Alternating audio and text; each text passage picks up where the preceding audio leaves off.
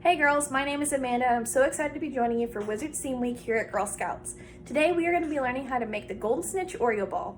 This is a pretty easy treat, so it shouldn't take you too long. So get ready and let's go! For our Oreo balls, all we will be needing are Oreos, and this can be any flavor. I went with original. Almond bark. There's also chocolate almond bark if you prefer chocolate, but the vanilla is really yummy. And then 1 block of cream cheese, which is 8 ounces. All right, for step 1, we will be blending our Oreos and our cream cheese. So a trick for the cream cheese is we want it to sit out for about 30 minutes out of the refrigerator to get nice and soft so it's easy to mix. And so what I am doing this time is I took my original Oreos and I'm going to put it in my food processor. If you do not have a food processor at home, you're more than welcome to either take a Ziploc bag or a bowl, and then you can use a mashed potato smasher or even a hammer or a meat tenderizer, and then hit the cookies and make them into small little chunks. You'll see up next what that looks like.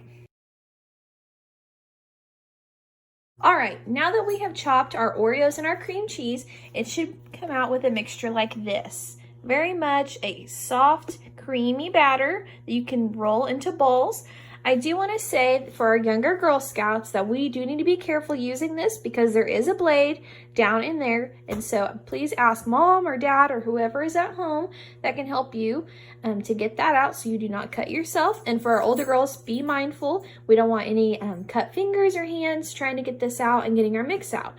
So what we will be doing next is we will be spooning this out, rolling it into about this size of a ball. And then we will be putting it on a baking sheet to put in the freezer for 1 hour. All right, so we have now mixed our Oreos with our cream cheese in the food processor or in a Ziploc bag or a bowl with a smasher. And then we have now rolled them into balls like this. Mine are a little bit big, as you can tell, compared maybe to my hand.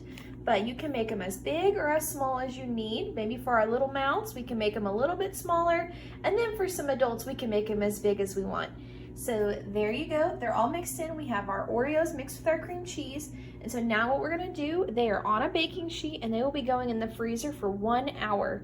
And this will allow the Oreo and the cream cheese to get really hard and solid. And so then we can dip it into our almond bark and make the good coating on the outside. Stay tuned. All right, now that our Oreo balls have sat in the freezer for 1 hour, we are ready to roll. So we have our Oreo balls on our baking sheet, out and ready to go. And then now we have our almond bark.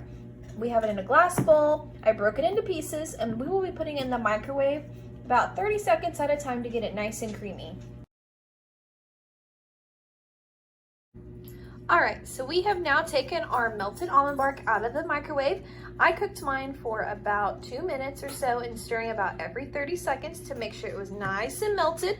As you can see, it looks a little yellow now. So I actually added about 3 drops of yellow food coloring, and you can get that at any local Walmart or any other store that you might buy your groceries from. And this will help it give it that nice golden color like we were trying to get for the Golden Snitch. So now we are actually ready to have our Oreo balls dunked into our almond bark mixture. So all you will have to do is pick up your Oreo ball. Like I said, they should be frozen pretty soft, or excuse me, pretty hard. They might be a little soft if you push really hard. You can just drop it in there, and you can actually use this spoon and spin it around to get it nice and covered.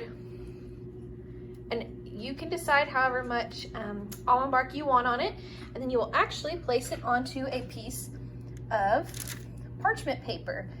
You can also place it on a plate or something like that, but the parchment paper helps keep it from sticking. And then once it dries and gets cooled off to about room temperature, you can actually pop them right off and put them in the fridge and eat them from there. All right, ladies, so as you can see, we are covering up our Oreo balls with a nice golden yellow mixture. And so here will be the fun part. I actually have some edible golden stars, as you can see. You can get this off of Amazon or even Walmart sometimes.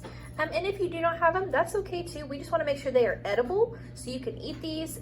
So it's not like regular glitter, but as you can tell, it's starting to get a little bit solid. So I will actually start sprinkling some of my edible glitter on it to just give it that magical feel and really make it feel like the Golden Snitch character off of Harry Potter. So see, as you can tell, they're sticking a little bit, and isn't that fun? So then you have plenty of Oreo balls to share with family and friends, and you can tell everyone that you made your very own Golden Snitch.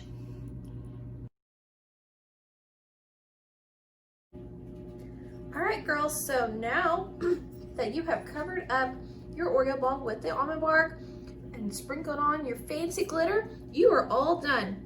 It has now sat and has got room temperature, so it should be good and ready to eat. So as you can see, it does not have the wings like the Golden Snitch off the movie, but it does have the nice sparkle to give it some fun and magical flair. And then this is what it should look like in the middle. You see, we have our Oreo, you can see a little bit of the cream cheese still, but also we have a good coating of the almond bark on the outside. All right, girls, you have now completed all the steps it takes to make the Golden Snitch Oreo ball. I hope you had a great time and you were able to spend some time with family and friends making it. Now it's time to share with them. Take a bite, sit back and relax. You did it. Thanks for joining me.